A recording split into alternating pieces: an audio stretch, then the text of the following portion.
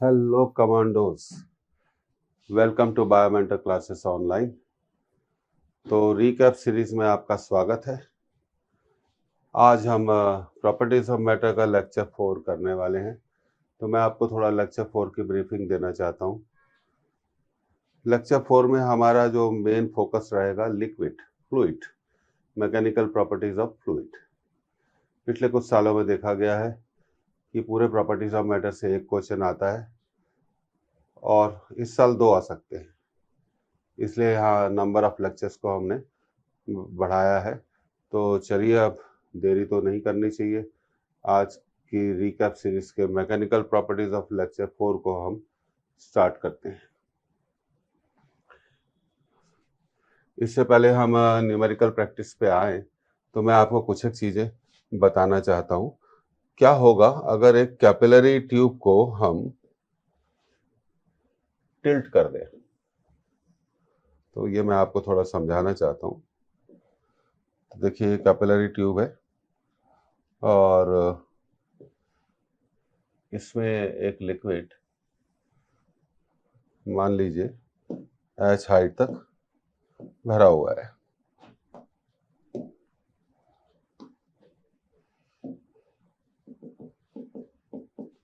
कुछ एक basic theory मैं आपको पहले बताना चाहता हूँ, जिससे कि आपको न्यूमेरिकल्स में थोड़ी आसानी हो जाए। तो ये कैपिलरी ट्यूब है और मान लीजिए यहाँ पर एक लिक्विड किस हाइट तक है?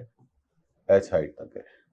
अब देखिए, अगर हम इस कैपिलरी ट्यूब को टिल्ट कर दें, मतलब झुका दें, वर्टिकल से हम किसी एक पर्टिकुलर एंगल पर हम इसे झुका दें, ये बड़ी इंपॉर्टेंट थ्योरी है, ये मालूम होनी चाहिए आपको। तो लिक्विड कॉलम की लेंथ पर क्या असर पड़ेगा? तो कंसेप्ट यह है कि लिक्विड कॉलम की लेंथ पर क्या असर पड़ेगा। तो ऐसे केसेस में अब देखिए, एक चीज आप बहुत अच्छे से समझ लीजिए, कुछ भी हो जाए, लिक्विड कॉलम की हाइट कभी भी नहीं बदलती। ये बात आपको हमेशा ध्यान रखनी चाहिए कि हाइट ऑफ लिक्विड कॉलम कभी भी नहीं बदलेगी। हाइट ऑफ लिक्विड कॉलम कभी भी नहीं बदलेगी। तो यहाँ अगर हाइट h थी तो ये हाइट भी कितनी रहेगी? आपकी h ही रहेगी। अब मान लीजिए पर लेंथ ऑफ लिक्विड कॉलम जरूर बदल जाएगी। अब देखिए, यहाँ पर लिक्विड किस हाइट पर था? h। यहाँ पर भी लिक्विड किस हाइट पर था? h। अगर आपसे कहा जाए कि जब कैपिलरी ट्यूब वर्टिकल होती है तब लिक्विड कॉलम की लेंथ कितनी है, तो लेंथ भी h है और हाइट भी h है। पर ऐसे केसेस में लेंथ बदल जाएगी। अब मान लीजिए कि आपने इसे वर्टिकल से किस एंगल से टिल्ट कर दिया? थीटा से। तो देखिए, आपका ये जो ट्रायंगल बन रहा है ये इंपॉर्टेंट हो गया। ये आपका h है और ये आपका है l, और ये एंगल है आपका थीटा। तो हम यहां पर लिखेंगे cos theta equal to base upon hypotenuse. तो लेंथ ऑफ लिक्विड कॉलम कितनी हो जाएगी? h upon cos theta. तो ये एक इंपॉर्टेंट थ्योरी है जो आपको मालूम होनी चाहिए। और थीटा क्या है? वर्टिकल से कितने एंगल से हमने कैपिलरी ट्यूब को झुका दिया, टिल्ट कर दिया। तो ये देखिए, ये एक इम्पॉर्टेंट पॉइंट है। तो ये आप हमेशा थोड़ा याद रखेंगे तो अच्छा रहेगा।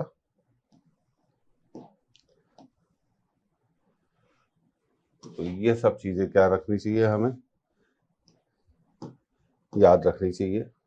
This you must remember, this is a very very important point.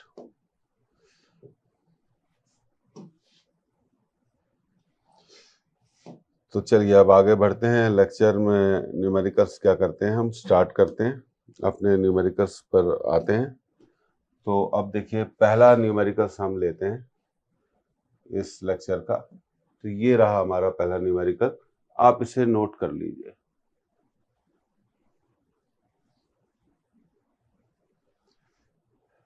अब देखिए, अब a vessel has small hole at its bottom. If water can be poured into it upon a height of 7 centimeter without leakage. The radius of the hole is, surface tension of water is 0.07 Newton पर metre. 4 answer दिए गए हैं। Whole की radius हो गई, पहला answer कहता है 2 mm, दूसरा आंसर कहता है 0.2 mm, तीसरा आंसर कहता है 0.1 mm और चौथा आंसर कहता है 0.4 mm। तो देखिए सिचुएशन ऐसे बनती है कि ये आपका एक वेसल है जिसमें पानी भरा हुआ है, जिसमें क्या भरा हुआ है, पानी भरा हुआ है, और वेसल के बॉटम पर, तली पर एक आपका होल है। अब मान लीजिए इस होल की रेडियस कितनी है, इस होल की रेडियस है r। तो ये कहा गया कि 7 सेंटीमीटर हाइट पर तक पानी भरा जा सकता है और पानी बाहर नहीं निकलता। तो सवाल ये उठता है कि भाई पानी बाहर क्यों नहीं निकलता? क्योंकि देखिए रीजन ये है, प्रेशर ऑफ वाटर कॉलम। अब देखिए हम मान लें, आपको एक जनरल थ्योरी बता देते हैं। ये वाटर कॉलम है, pressure of water column, pressure of water column should be equal to outside pressure, should be equal to excess of pressure। अब बात करते हैं एक्सेस ऑफ प्रेशर का, यहाँ क्या कंसेप्ट है। तो एक्सेस ऑफ प्रेशर आप जानते हैं कितना होता है, डेल्टा पी 2T/R। तो इस होल के बाहर प्रेशर कितना होगा, इसकी कर्वेचर के कारण, इसकी वक्रता के कारण कितना प्रेशर होगा, 2T/R। तो जब HDG, pressure of water column, excess of pressure को बैलेंस कर लेगा। हाँ, अगर pressure of water column 2T/R से ज्यादा होगा तो पानी लीक करेगा। तो जैसे जैसे शुरू में पानी भरते हैं तो प्रेशर ऑफ वाटर कॉलम कम होता है, तो जैसे जैसे पानी भरा जाता है तो एक टाइम पर क्या होता है कि वो एक्सेस ऑफ प्रेशर कर्वेचर के कारण जो डेवलप होता है 2T/R उसके बराबर हो जाता है। तो इसका कंसेप्ट फॉर्मूला अगर हम देखें तो वो ये होगा HDG equal to 2T/R। HDG equal to 2T/R। तो आगे बढ़ते हैं, HDG इक्वल टू 2T/R। तो रेडियस ऑफ होल होगी 2T डिवाइडेड बाय HDG। अब T सरफेस टेंशन है, तो यहाँ पे सरफेस टेंशन आपका दिया हुआ है 0.07, तो 2 इंटू 0.07। सरफेस टेंशन की यूनिट देख लीजिए, MKS है, और हाइट कितनी दी गई है, 7 सेंटीमीटर। तो 7 सेंटीमीटर को तो आपको मीटर में बदलना पड़ेगा, तो 7/100 दैट इज 0.07। अब पानी की डेंसिटी 1000 होती है और जी दिया हुआ है आपका, एक बार फिर हम चेक कर लेते हैं। जी दिया नहीं गया है तो हम जी मान लेते हैं 10। तो ये देखिए ये कैंसिल हो गया, अब बचा 2/10⁴। तो रेडियस ऑफ होल होगी 2 इंटू 10⁻⁻⁴ मीटर। पर हम अगर पीछे जाके देखते हैं तो हमें पता चलता है कि आंसर मिलीमीटर में दिए गए हैं, तो हम इसको लिख सकते हैं 2 इंटू 10⁻⁻1 इंटू 10⁻³ मीटर। अब 10⁻³ मीटर को हम लिख सकते हैं मिलीमीटर। 2 इंटू 10⁻⁻1 मिलीमीटर का मतलब हो जाएगा 0.2 मिलीमीटर, 0.2 मिलीमीटर। तो ये अच्छा क्वेश्चन है, इंपॉर्टेंट क्वेश्चन है, आप समझ गए होंगे। Pressure of water column excess of pressure को क्या करेगा, बैलेंस करेगा। तो ये इसका हो गया correct answer.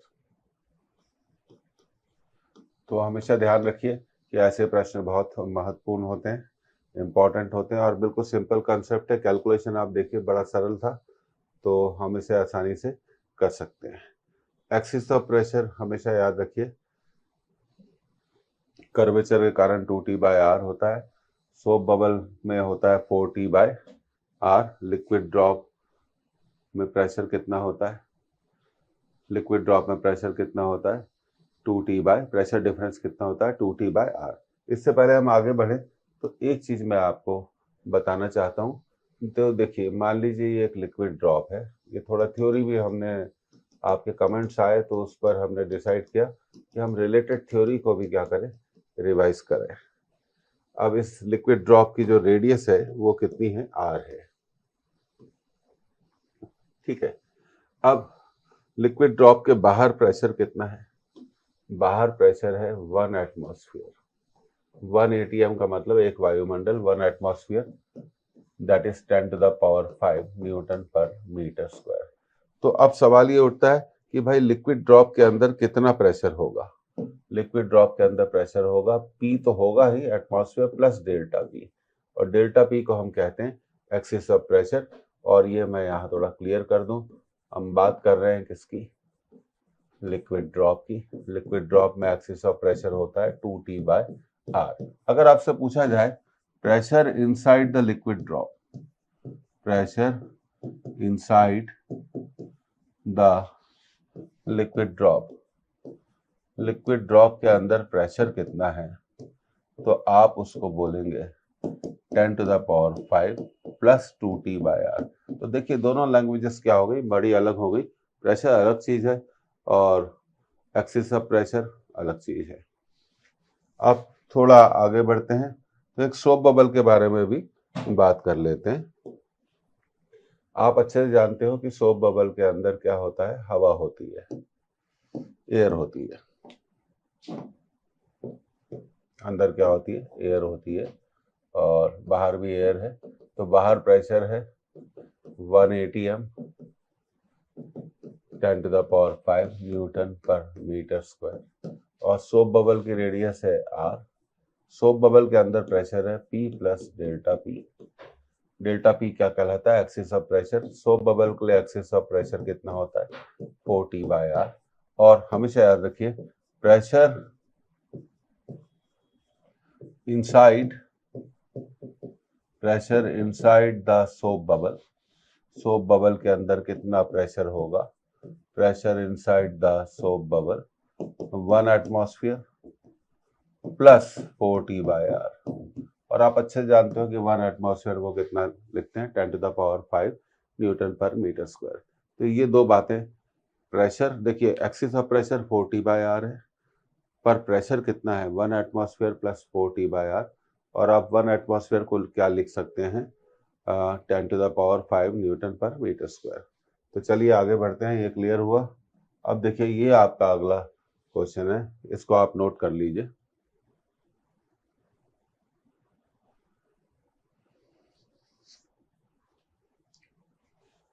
A capillary tube of radius R is immersed in water. R radius की कैपिलरी ट्यूब को पानी में डुबोया जाता है, immersed in water, and water rises in it to a height h, और उसमें पानी h हाइट पर तक चढ़ता है। आगे पढ़ते हैं। Mass of water in the capillary tube is m। Capillary tube में जो पानी है उसका मास कितना है? m है। If the capillary of radius 2R is taken and dipped in the water, पूछा गया है the mass of water that will rise in the capillary tube will be. पहला आंसर m, दूसरा आंसर 2m, तीसरा answer m/2, चौथा answer 4m। अब देखिए, सबसे पहले मास की कंसेप्ट, मास की कंसेप्ट तो थोड़ा हमें बतानी पड़ेगी।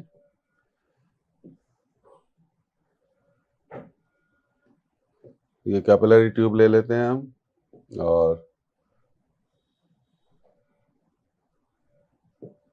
और इसमें जो पानी है लाइक दैट, और कैपिलरी ट्यूब की रेडियस हमने मान ली R, और ये मान लिया की हाइट कितनी है, h है, तो मास क्या होगा, डेंसिटी इनटू वॉल्यूम। सबसे पहले मास के बारे में डिस्कस करेंगे। मास क्या होगा, डेंसिटी इनटू वॉल्यूम। तो पानी की डेंसिटी d है, वॉल्यूम होगा पाई आर स्क्वायर h। तो मास को कैलकुलेट करने का बहुत सरल तरीका है, पाई आर स्क्वायर h। अब देखिए, ठीक है, तो मास रेडियस पर डिपेंड करता है और हाइट पर भी डिपेंड करता है। इतना आपने नोट कर लिया, तो आगे बढ़ते हैं। तो मास है d into pi R square h। तो देखिए पानी की डेंसिटी क्या है, कांस्टेंट है, और आप अच्छे से जानते हैं कि पाई भी क्या होगा, पाई भी क्या होगा, कांस्टेंट होगा। और जूरिन्स लॉ कहता है कि r into H is constant. तो इस मास को हम लिख सकते हैं, क्या लिख सकते हैं, देखिए d pi R H into R. ये आपका d पाई आर एच क्या हो गया, कांस्टेंट हो गया। तो mass is proportional to radius. अगर आप कैपिलरी ट्यूब की रेडियस को बदलेंगे, अगर आप कैपिलरी ट्यूब की रेडियस को बदलेंगे, तो मास की वैल्यू भी क्या हो जाएगी, बदल जाएगी। तो हर क्वेश्चन को सॉल्व करने का एक साइंटिफिक मेथड तो होता ही है। तो अब देखिए, हमने रेडियस को, पहले रेडियस कितनी थी, r थी, फिर रेडियस को बढ़ाकर हमने कितना कर दिया, 2r कर दिया। तो हम इसी थ्योरी को यूज करेंगे, m is proportional to r। तो हम लिख सकते हैं m1 upon m2 equal to r1 upon r2। पहले मास था m, बाद में मास हो गया m2। पहले रेडियस थी r, बाद में रेडियस हो गई 2r, r से r कैंसिल। तो m upon m2 1/2, cross multiplication करेंगे तो m2 will be equal to, orally भी कर सकते थे, कितना हो गया 2m। तो अब कितना मास होगा कैपिलरी ट्यूब में, पानी का कितना मास होगा, 2m होगा। पहले अगर m था तो अब कितना होगा, 2m। अब क्वेश्चन की तरफ जाते हैं और फिर देखते हैं कि इसका भाई कौन सा आंसर होगा। Second option is correct. अच्छा क्वेश्चन है और थोड़ा इंपॉर्टेंट है, तो कैसे आपको समझाया, तो ये थोड़ा आप इसको ध्यान रखिए, इसको आप नोट कर सकते हैं।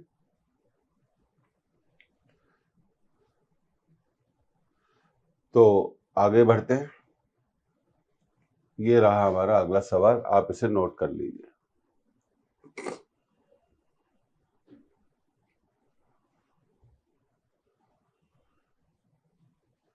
अ soap bubble of radius 6 centimetre, एक सोप बबल है जिसकी रेडियस 6 सेंटीमीटर है, and another soap bubble of radius 8 centimetre coalesce under isothermal condition in vacuum. Vacuum में, आइसोथर्मल कंडीशन में, समतापीय परिस्थितियों में कोलीज हो जाते हैं। दैट मीन्स वो मिलकर एक नया बबल बना लेते हैं। The radius of the new bubble is 3, पहला आंसर है 3 सेंटीमीटर, दूसरा आंसर है 4 सेंटीमीटर, तीसरा आंसर है 10 सेंटीमीटर, चौथा आंसर है 7 सेंटीमीटर। तो देखिए, ये हमारा पहला सोप बबल हुआ जिसकी रेडियस कितनी है, 6, और ये रहा हमारा दूसरा सोप बबल जिसकी रेडियस कितनी है, 8। इसको दूसरा ले लेते हैं कि 2 सोप बबल हो गए। पहले की रेडियस है, मान लेते हैं, एक जनरल थ्योरी बना लेते हैं, r1, और दूसरे की रेडियस कितनी है, r2 हो गए। और ये कोलीस मतलब मिल जाते हैं और मिलकर ये बनाते हैं एक बड़ा bubble.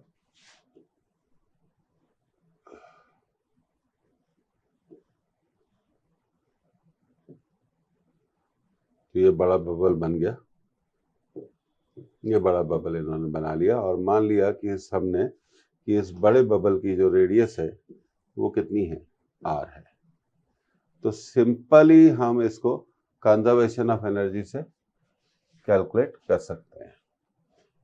Surface energy of first bubble plus surface energy of second bubble equal to surface energy of final bubble. पहले बबल की सरफेस एनर्जी प्लस दूसरे बबल की surface energy plus final surface energy. तो चलिए इसको समझते हैं। तो ये हो जाएगा 4। अच्छा देखिए, सरफेस एनर्जी ऑफ बबल होगी सरफेस टेंशन इनटू एरिया, और 100 बबल में कितना एरिया होते हैं 2, plus surface tension into area, surface area, और ये होगा surface tension into final surface area. तो T इंटू 8 पाई को आपने कॉमन ले लिया, तो अंदर बचा R1 square plus R2 square. तो ये हो गया T इंटू 8 पाई R स्क्वायर। अब देखिए ये क्या हो गया, आपका कैंसिल हो गया। तो R1 square plus R2 square equal to R square. तो जो नया बबल बनेगा उसकी रेडियस होगी R1 square plus R2 square. तो ये आपका फॉर्मूला लाइन हो गया। अब देखते हैं कि R1 कितना दिया हुआ है। R1 दिया हुआ है 6 और R2 दिया हुआ है 8। तो R1 6 दिया हुआ है और R2 8 दिया गया है। तो फाइनल बबल की रेडियस होगी 6 स्क्वायर प्लस 8 स्क्वायर, और आप जानते हैं कि 6 का स्क्वायर कितना होता है 36, और इसका होता है 64। तो ये हो गया √100। तो फाइनल बबल की जो रेडियस होगी वो कितनी होगी 10 सेंटीमीटर। तो इस क्वेश्चन का जो करेक्ट आंसर है वो कितना सेंटीमीटर है 10 सेंटीमीटर। बिल्कुल सही आंसर है, हम इसको टिक कर सकते हैं। तो थर्ड आंसर क्या हो गया 10 centimetre. Third answer is 10 centimetre. अच्छा सवाल है, ऐसे सवालों का हमें थोड़ा ध्यान रखना चाहिए और डायरेक्ट फॉर्मूला लगा के भी हम इसको सॉल्व कर सकते हैं।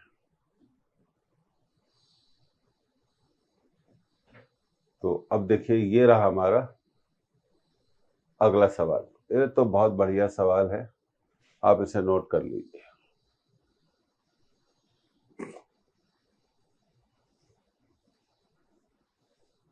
Four identical capillary tubes.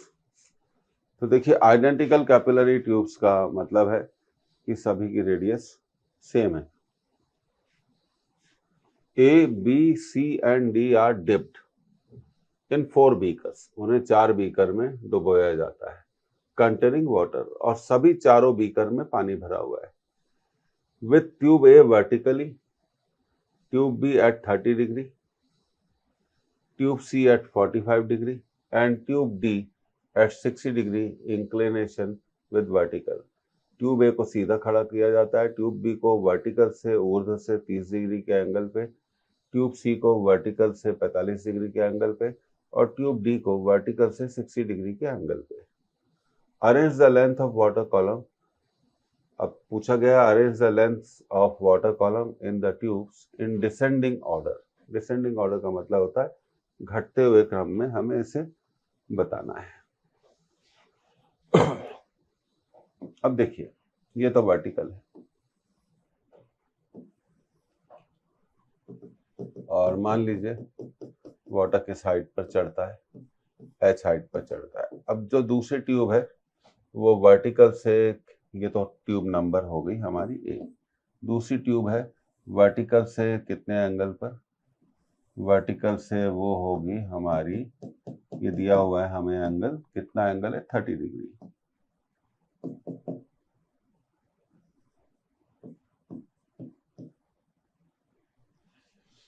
Length of water column. अब हमने आपको बताया था कि लेंथ ऑफ वाटर, यहाँ तो लेंथ ऑफ वाटर कॉलम कितनी हो गई h हो गई equal to the height of water column. Second case में लेंथ ऑफ वाटर कॉलम होगी, मैंने अभी आपको बताया था h अपॉन cos 30। तो cos 30 √3 बाय होता है, तो ये हो गया 2h अपॉन √3। अब देखिए 2h अपॉन √3, 2 डिवाइडेड बाय 1 √3। अच्छा, अब तीसरी जो ट्यूब है वो हमारी 45 डिग्री पर है, तो वर्टिकल से कितने डिग्री पर है? 45 डिग्री पर है।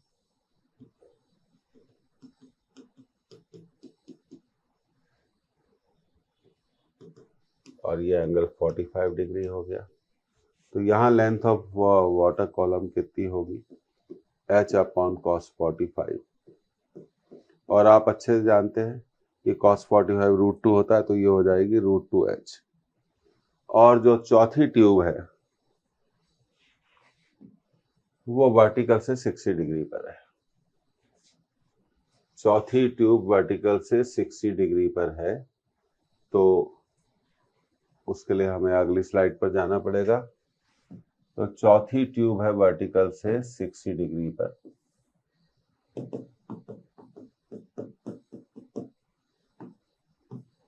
तो यहाँ लेंथ ऑफ वाटर कॉलम हो जाएगी h/cos 60।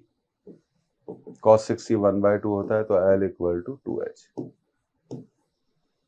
अब देखिए, पहले केस में लेंथ ऑफ ए के केस में लेंथ ऑफ वाटर कॉलम कितनी थी? h थी। बी के केस में लेंथ ऑफ वाटर कॉलम कितनी थी? 2h/√3। 2h/√3। तो ये थोड़ा हमें कैलकुलेट करना पड़ेगा। 2/√3 को हम लिख सकते हैं 2/1.7, तो ये हो गया 20/70। तो ये आ जाएगा लगभग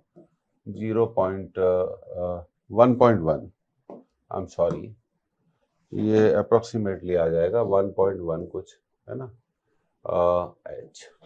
अब तीसरे की बात करते हैं, √2h। √2h मतलब 1.4h। अब चौथे के बारे में बात करते हैं। चौथा तो यही रहा, L = 2h। तो घटते हुए क्रम में लगाना है, तो सबसे ज्यादा क्या होगा? D,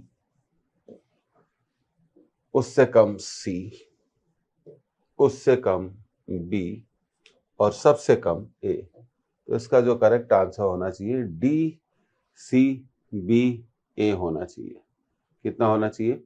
DCBA।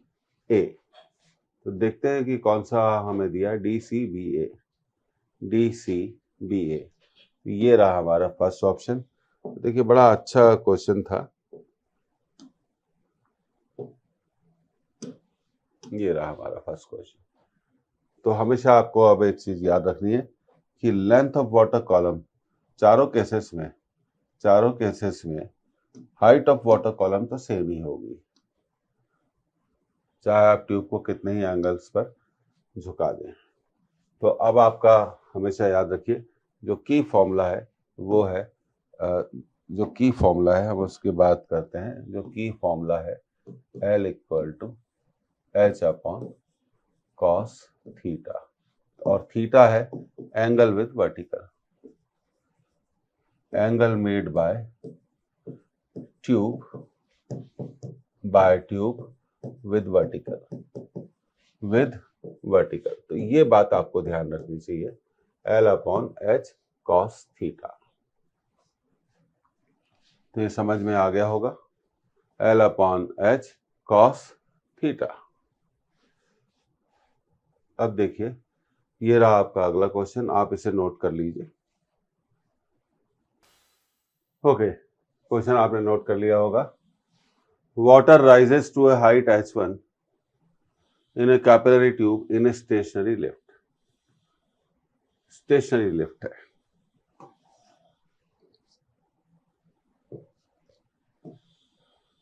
If the lift moves up with uniform acceleration, sorry, it rises to a height h2, then acceleration of the lift. अब देखिए, यहां दो केसेस आ गए। एक लिफ्ट स्टेशनरी है, तो स्टेशनरी लिफ्ट में हम कह सकते हैं कि इस केस में अगर कैपिलरी ट्यूब है, इसमें एक कैपिलरी ट्यूब रखी गई है, एक बीकर है, बीकर में पानी भरा हुआ है और ये कैपिलरी ट्यूब है और वाटर किस हाइट पर जाता है, ये दिया हुआ है H1। तो 2t cos theta upon R equal to HdG। तो पानी और कैपिलरी के लिए जनरली हम cos थीटा का मान ले लेते हैं, तो 2t by R equal to HdG। ये तो जनरल केस हो गया, क्योंकि लिफ्ट स्टेशनरी है तो effective value of acceleration due to gravity कितनी होगी, g होगी। अब यही लिफ्ट ऊपर की तरफ किसी डेफिनेट एक्सेलरेशन से जाती है, तब ये पता चलता है कि पानी वाटर किस हाइट पर चढ़ता है, H2 हाइट पर। तो ये वो केस हो गया कि ये लिफ्ट हो गई आपकी और इसमें ये कैपिलरी ट्यूब है और इसमें पानी की जो हाइट दी गई है, वाटर हाइट दी गई है, वो H2 दी गई है और लिफ्ट मान लीजिए A एक्सेलरेशन से ऊपर जा रही है। तो ऐसे केस में G की इफेक्टिव वैल्यू होगी G प्लस A। हम जानते हैं 2t upon R equal to HdG। तो 2t बाय आर, अब पानी की हाइट कितनी दी गई है, H2 दी गई है और G की वैल्यू हो जाएगी, इफेक्टिव G की वैल्यू हो जाएगी G प्लस A। तो ये हमारा सेकंड इक्वेशन हो गया।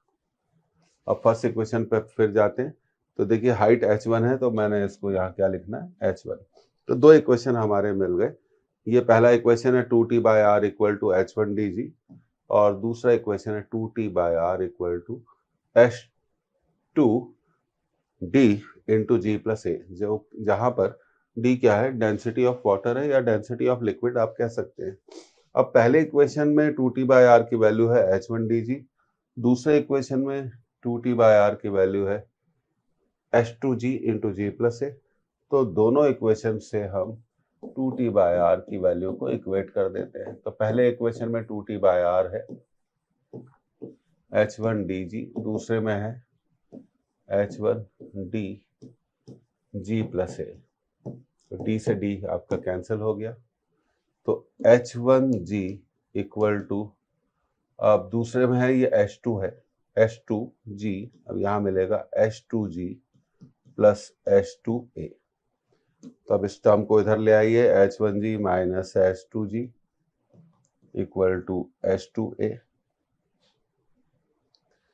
तो ये हो जाएगा H1 minus H2 into G equal to H2A। अब पूरे इक्वेशन को H2 से डिवाइड कर दीजिए, तो ये हो जाएगा H1 by H2 minus H2 by H2 minus H2 by H2, cancel हो जाएगा, H2A डिवाइडेड बाय H2। तो ये कैंसिल हो गया, कैंसिल हो गया, तो हमें मिला H1 by H2 minus 1 into G equal to A। तो एक्सेलरेशन कितना होगा, H1 minus H2, H1 by H2 minus 1 into G equal to A।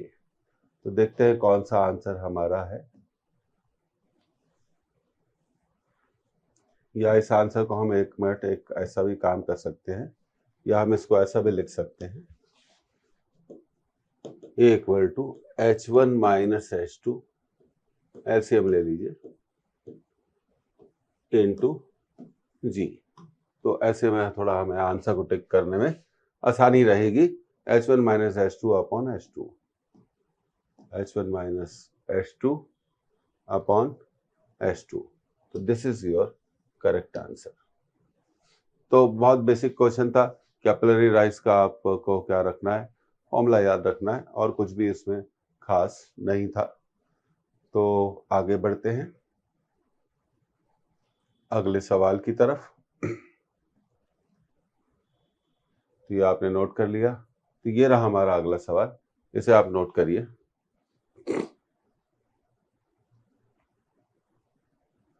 Okay. The excess pressure inside a spherical soap bubble of radius 1 centimeter. Radius दी गई है 1 centimeter. Is balanced by a column of oil. Specific gravity 0.8, 2 millimeter high. The surface tension of the bubble is. पहला answer है 3.92 Newton पर metre, दूसरा answer है 0.0392 Newton पर metre, और तीसरा आंसर है 0.392 न्यूटन पर मीटर, चौथा आंसर है 0.00392 न्यूटन पर मीटर। अब पहली बात, हम जानते हैं कि एक्सिस ऑफ प्रेशर क्या है, 4T/R इक्वल टू, ये एक ऑयल के कॉलम के प्रेशर के बराबर है। ये हमने पहले फॉर्मूला बना लिया, 4T/R equal to HdG, 4T/R equal to HdG। H oil column की हाइट जो कि 2 mm है, D density of oil, G acceleration due to gravity, तो हम उसको 9.8 ले लेंगे क्योंकि G दिया नहीं गया है। तो 4T/R इक्वल टू HdG, तो ये होगा 4T/R इक्वल टू HdG, तो T equal to RHdG divided by 4। अब रेडियस तो हमें मालूम है 1 सेंटीमीटर, रेडियस है 1 सेंटीमीटर, थोड़ा उसको बदलेंगे 1 इंटू 10⁻⁻² मीटर। हाइट दी गई है 2 mm, 2 mm को बदलेंगे 2 इंटू 10⁻⁻³ मीटर। डेंसिटी दी गई है, स्पेसिफिक डेंसिटी दी गई है, तो ध्यान दीजिए डेंसिटी नहीं दी गई है, स्पेसिफिक ग्रेविटी दी गई है, और G हो गया हमारा कितना, 9.8 मीटर पर सेकेंड। अब डेंसिटी, स्पेसिफिक डेंसिटी होती है density of liquid upon density of water, ये दिया हुआ है 0.8, और डेंसिटी ऑफ वाटर होती है 10⁻3। तो डेंसिटी ऑफ लिक्विड, DL नहीं है, इसको थोड़ा गलत मत पढ़िए, it is DL, D of L, density of liquid. तो डेंसिटी ऑफ लिक्विड हो गई 0.8 इंटू 10⁻3, तो ये हो गई 8 इंटू 10⁻2। अब ये यहाँ पर हम सारी वैल्यूज रख देंगे, तो T आ जाएगा हमारा RHdG डिवाइडेड बाय 4। R की वैल्यू 1 सेंटीमीटर 10⁻⁻², H की वैल्यू 2 मिलीमीटर 2 इंटू 10⁻⁻3, और स्पेसिफिक डेंसिटी है, डेंसिटी होगी 8 into 10⁻2, 8 into 10⁻2 into G 9.8 divided by 4। तो ये 4 तो यहाँ कैंसिल हो जाएगा, तो 2 इंटू 2 4, 4 इंटू 9.8, 10 की पावर को एडजस्ट कर लीजिए, ये यहाँ कैंसिल हो जाएगा, तो बचेगा 10⁻⁻3, मल्टीप्लाई कर दीजिए 32 3, 39.2 इंटू 10⁻⁻3, तो ये आएगा 0.0392 न्यूटन पर मीटर। तो इसका आंसर होना चाहिए 0.0392, 0.0392। तो ये सेकंड आंसर इसका क्या होगा, करेक्ट आंसर होगा। अच्छा सवाल है, कैलकुलेशन की प्रैक्टिस कराता है। जी दिया नहीं गया था, तो हमने जी को कितना ले लिया, 9.8। ये आपके कैलकुलेशन हो गए। अब हम अगले सवाल की तरफ बढ़ते हैं। ये रहा आपका अगला सवाल, इसे आप नोट कर लीजिए।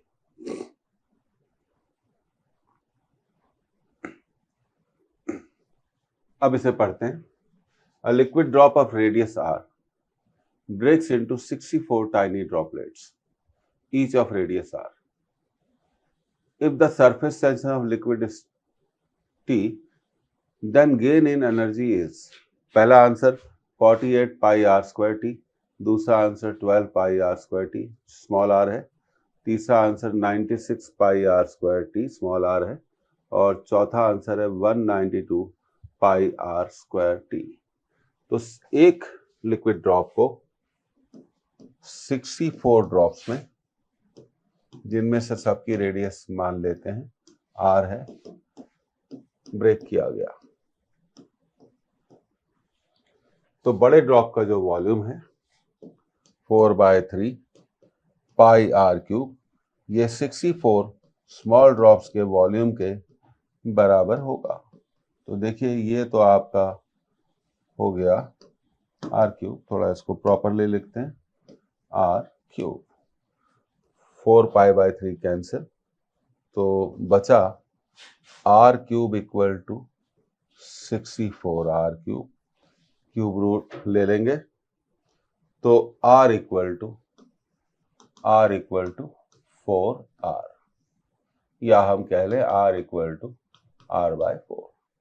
अब इनिशियल सरफेस एनर्जी थी 4πr², फाइनल सरफेस एनर्जी थी 64 ड्रॉप्स की इंटू 4πr², और आप यहां इसे लिख सकते हैं 64 इंटू 4π, स्मॉल आर को लिख सकते हैं r/4, तो ये हो जाएगा r²/16। तो फाइनल एनर्जी हो गई है आपकी, 4 बार कैंसिल हो जाएगा, 16, फाइनल एरिया हो गया 16πr²। तो देखिए एरिया में क्या हो गया, बदलाव हो गया। तो गेन इन सरफेस एनर्जी, अब बात करते हैं गेन इन सरफेस एनर्जी की। Gain in surface energy, gain in surface energy, surface energy में गेन कितना होगा, U2 minus U1। Final surface energy से हम इनिशियल सरफेस एनर्जी को माइनस कर देंगे। तो फाइनल सरफेस एनर्जी हमने अभी देखा कितनी थी, 16πr², 16πr², तो -4πr², तो ये हो गई 12πr²। तो एक तो आंसर ये हो गया इसका। और अगर हम r को कितना लिख दें, 4r लिख दें, तो ये आंसर ऐसा भी हो सकता है, 4 का स्क्वायर हो जाएगा 16r², और 16 को 12 से, तो ये आ जाएगा 192 πr²। तो ये भी आंसर है और ये भी आंसर है। ये आंसर कैपिटल आर के टर्म्स में है और ये आंसर स्मॉल आर के टर्म्स में है। तो अब आंसर की तरफ जाते हैं और देखते हैं भाई किस फॉर्मेट में आंसर दिया गया है। ये देखिए, this is the fourth option, correct option. तो सिंपल थ्योरी ऑफ मेंसुरेशन हमने क्या करी, यहां पर यूज कर ली।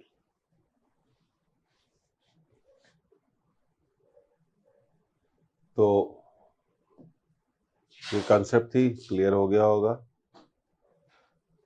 अब देखिए अगले सवाल की तरफ हम जा रहे हैं।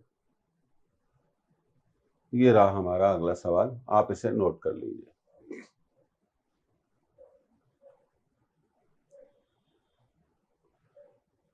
ये विस्कोसिटी पर बेस्ड क्वेश्चन है।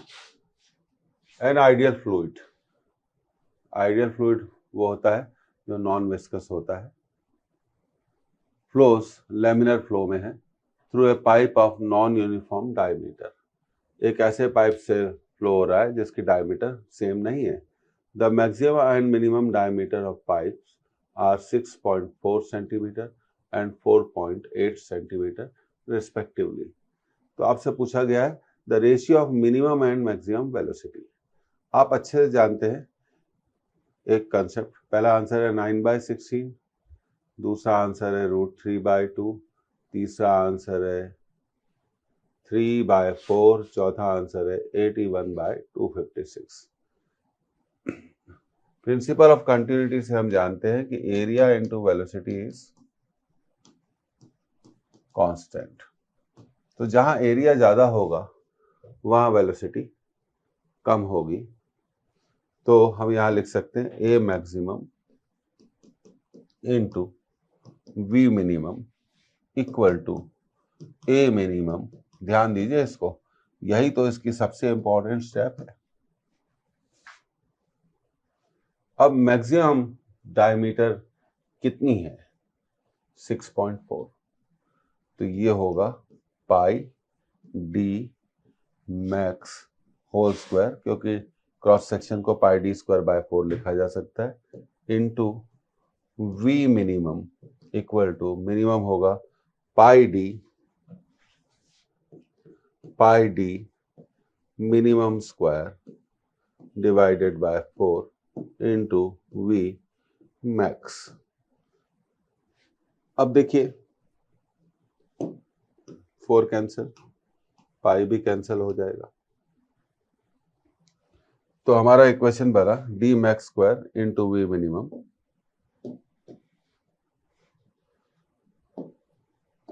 D max square into V minimum, और राइट हैंड साइड का इक्वेशन होगा D minimum into V max का स्क्वायर।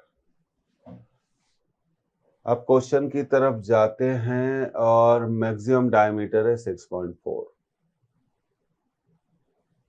तो ये हो जाएगा 6.4 का स्क्वायर,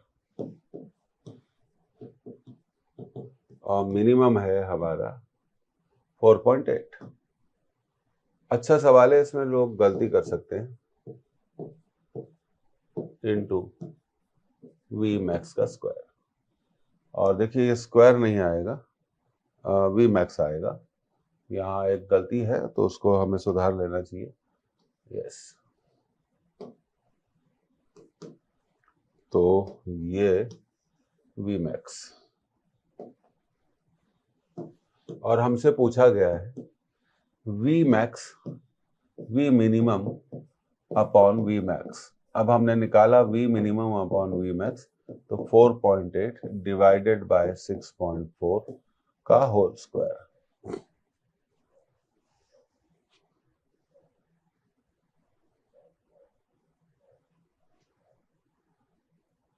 तो हम इसको लिख सकते हैं डेसिमल को बैलेंस करने के बाद 48 अपॉन 64 का होल स्क्वायर।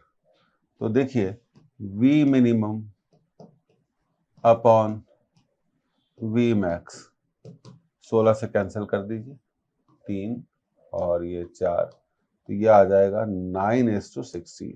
सवाल साधारण दिखता है पर साधारण नहीं है, कंसेप्चुअल है। 9:16, 9:16, तो ये आपका पहला आंसर क्या है इसका, सही है। तो हमेशा ध्यान रखिए, जहां डायमीटर मैक्सिमम होगी वहां पर वेलोसिटी क्या होगी, मिनिमम, और जहां पर डायमीटर मिनिमम होगी वहां पर वेलोसिटी कितनी होगी, मैक्सिमम होगी। तो ये आपका आंसर आ गया।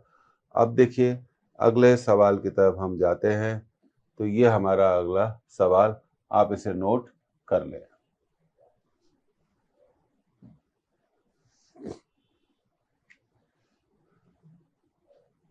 अब देखिए, the velocity of a small ball of mass 0.3 gram and density 8 gram per cc when dropped in a container filled with glycerine becomes constant after some time.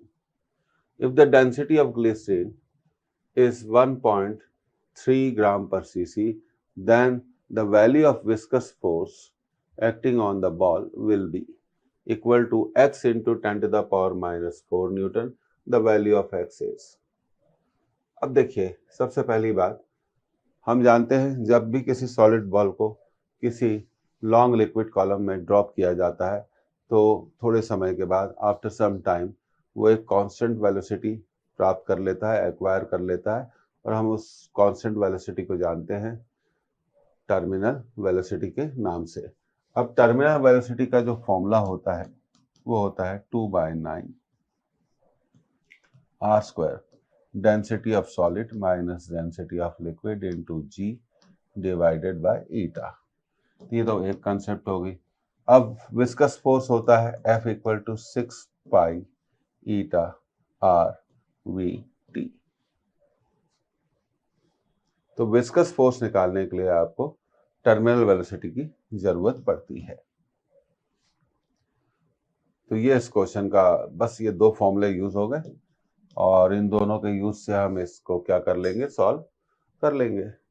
तो चलिए करते हैं, ये आपने नोट कर लिया होगा। तो देखिए विस्कस फोर्स है, हमसे विस्कस फोर्स पूछा है 6 pi eta are we T. तो यहाँ पर टर्मिनल वेलोसिटी की वैल्यू को रखना होगा 6 pi eta R. Terminal velocity का फॉर्मूला यूज करेंगे 2/9 R square D S minus D L into G upon eta. तो देखिए ईटा से तो ईटा आपका क्या हो गया, कैंसिल हो गया, और ये 6 से 3 से कैंसिल कर दीजिए 2 और ये 3।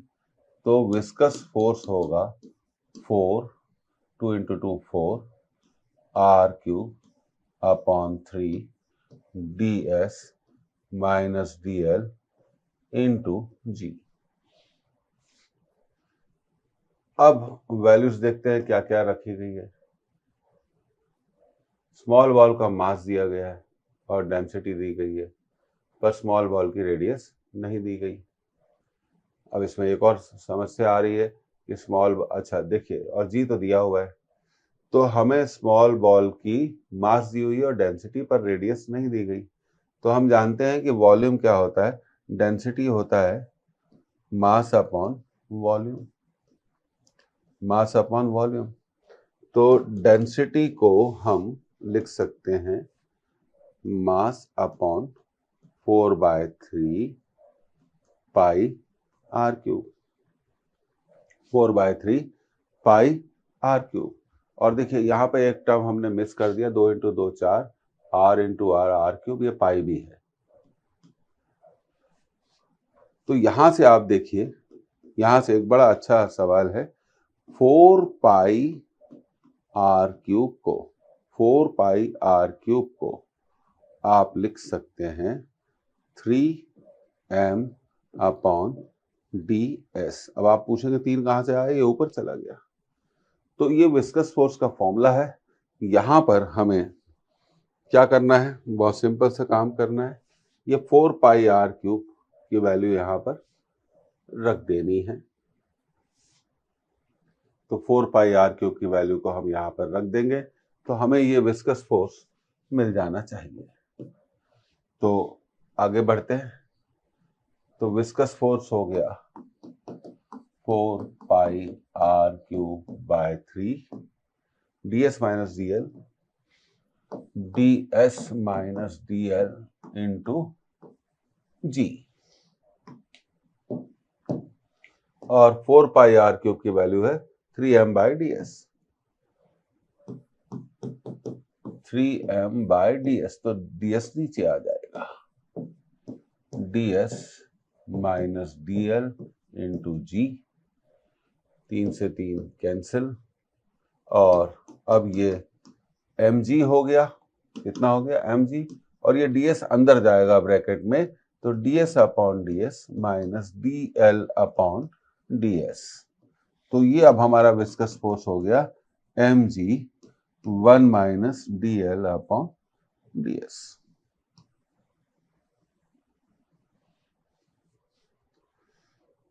अब हमारे पास सारी चीजें दी गई हैं, तो हम इन सब की चीजों को कैलकुलेट कर सकते हैं।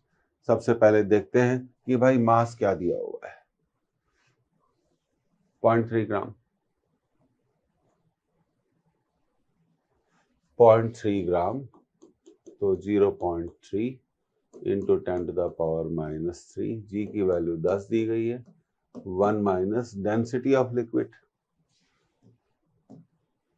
दी गई है 1.3 और ये दी गई है 8g।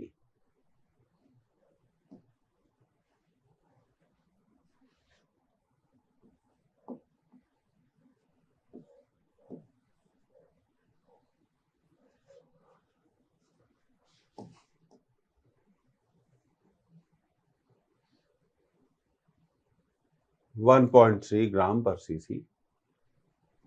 तो ठीक है, वो तो डेंसिटी की हम कोई भी यूनिट ले सकते हैं। तो अब देखिए ये हो गया हमारा 3 इंटू 10⁻³ और ये हो गया 8 माइनस 1.3 और नीचे एलसीएम आएगा 8, तो विस्कस फोर्स होगा हमारा 3/8 इंटू 10⁻³ इंटू 8 में से 1.3 को हम माइनस कर देंगे तो ये आ गया 6.7। अब इसको मल्टीप्लाई कर दीजिए, 3 को 6.7 से 1 2 3 6 18 201 20.1 अपॉन 8 इंटू 10⁻³ एक काम करते हैं 20.1 को ले लेते हैं 20/8 अप्रोक्सीमेटली। अब 8 से 20 को डिवाइड कर दें, 8 2 16 4 2.5 इंटू 10⁻³ लगभग ये आपका आंसर होना चाहिए 2.5 इंटू 10⁻³ तो कंसेप्ट को इम्प्रूव करने के लिए प्रैक्टिस जरूरी है। तो आपका x की वैल्यू कितनी आ जाएगी, अच्छा देखिए, will be equal to x into 10⁻⁴। तो फोर्स हमने निकाला 2.5 इंटू 10⁻³ और हमें दिया हुआ है x इंटू 10⁻⁴। तो 10⁻³ तो कैंसिल हो जाएगा, तो x की वैल्यू कितनी आ जाएगी 25। तो ये क्वेश्चन एक एग्जाम में आया था, इसे लिया गया है। देखिए मैंने इस क्वेश्चन को क्यों लिया, मैं आपको कारण बताना चाहता हूँ। Why I have taken this question, reason, मैं टर्मिनल वेलोसिटी और विस्कस फोर्स को क्या करना चाहता था, कनेक्ट करना चाहता था, इसलिए लिया टर्मिनल वेलोसिटी की। अब देखिए दूसरी चीज मैं आपको एक basic concept, density is mass upon volume. Volume कितना होगा 4/3 πr3 क्योंकि स्फेरिकल बॉल है। तो ट्रांसफॉर्मेशन से इसको नोट कर लीजिए और फिर हमने ये आंसर निकाल लिया। तो हमारा विस्कस फोर्स कितना है 2.5 इंटू 10⁻⁻3। एक बार फिर कर लेते हैं 2.5 इंटू 10⁻⁻3 और दिया हुआ है विस्कस फोर्स x इंटू कितना दिया हुआ है x इंटू 10⁻⁴। तो x क्या आ जाएगा 2.5 इंटू 10⁻³ डिवाइडेड बाय 10⁻⁴।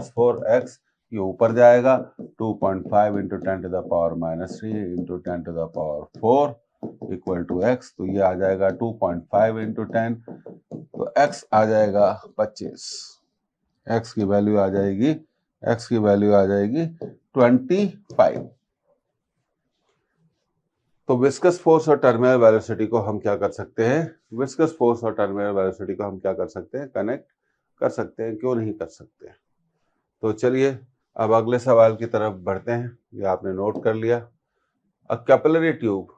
देखिए ये तो अच्छा क्वेश्चन है और बहुत जल्दी भी सॉल्व हो जाएगा, इसको आप नोट करिए।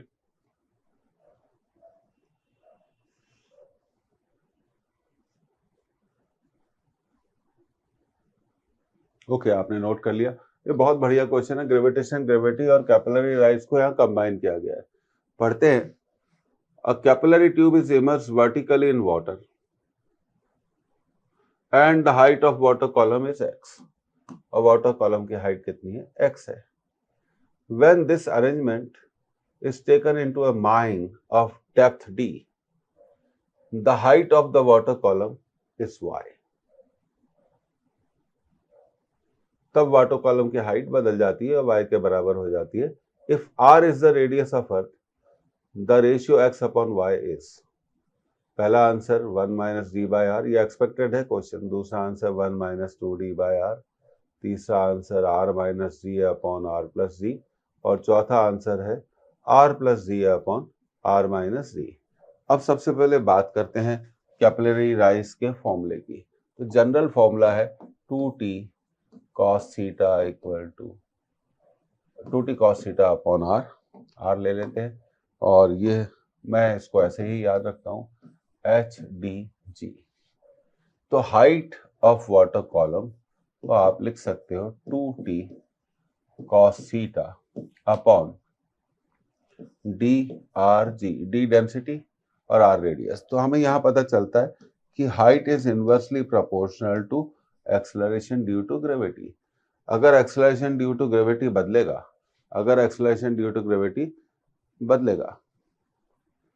तो डेफिनेटली हाइट को बदलना ही होगा। तो यहां पर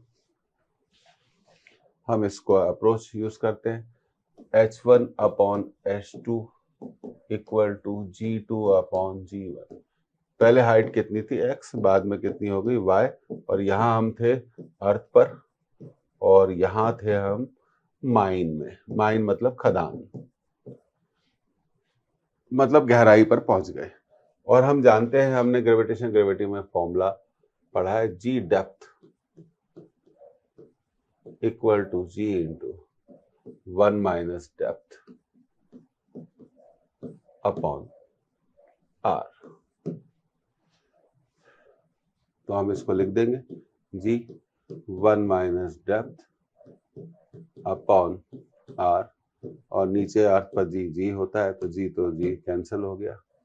तो x upon y equal to 1 minus depth upon r। इसको इधर ले आएंगे तो depth upon r equal to 1 minus x upon y। तो यहां से हमें डेप्थ मिल जाएगी, यहां से हमें माइन की गहराई डेप्थ मिल जाएगी, जो कि होगी 1 minus x upon y into r। तो डेप्थ का करेक्ट आंसर होना चाहिए 1 minus x upon y into r, 1 minus x y upon r। अच्छा, अब हमसे पूछा गया x अपॉन y, तो कोई बात नहीं, हमने डेप्थ निकाल ली। तो x अपॉन y तो आप समझ गए, और गहराई कितनी थी, ये यहां पर हम इस क्वेश्चन पे आ गए। Yes, mine of depth d, तो डेप्थ d थी, कोई बात नहीं, तो डेप्थ d थी। तो इसी इक्वेशन को हम अगली स्लाइड में फॉरवर्ड कर रहे हैं। तो x upon y equal to 1 minus D by r. तो ये करेक्ट आंसर है, 1 माइनस डी बाई आर। तो x अपॉन y का आंसर होगा 1 माइनस डी बाई आर। तो एक बहुत बेसिक क्वेश्चन है, तो ये आपको समझ में आया होगा। और हमेशा आपको ध्यान रखना चाहिए कि कैपिलरी राइज का जो फॉर्मूला है वो बड़ा सिंपल फॉर्मूला है, हम उसको आसानी से कर सकते हैं। अब देखिए, ये था हमारा सवाल। अब आगे बढ़ते हैं। ये कुछ अच्छे सवाल हैं जो हमें करने क्या है, बहुत जरूरी हैं। अब ये रहा हमारा अगला सवाल, इंपॉर्टेंट है, काफी इंपॉर्टेंट है, नोट कर लीजिए।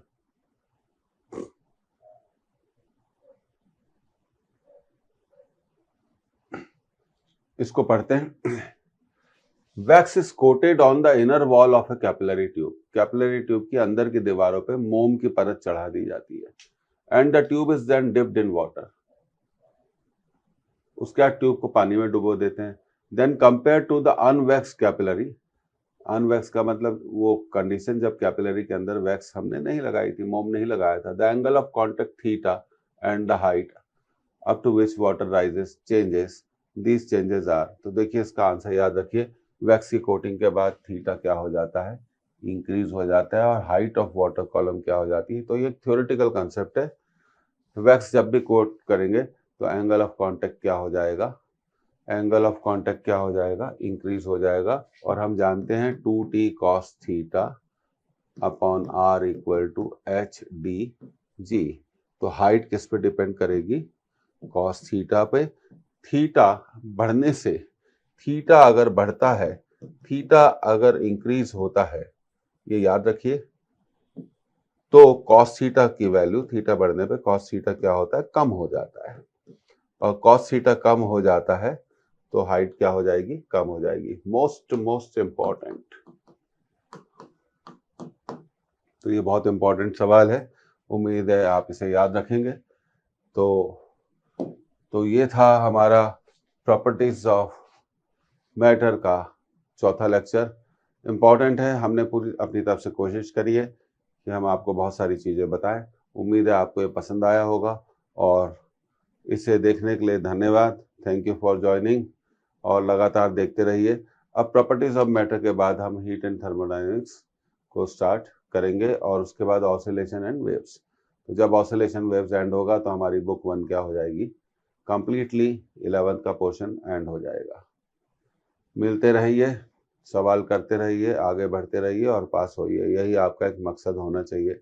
फिर मिलते हैं, थैंक यू।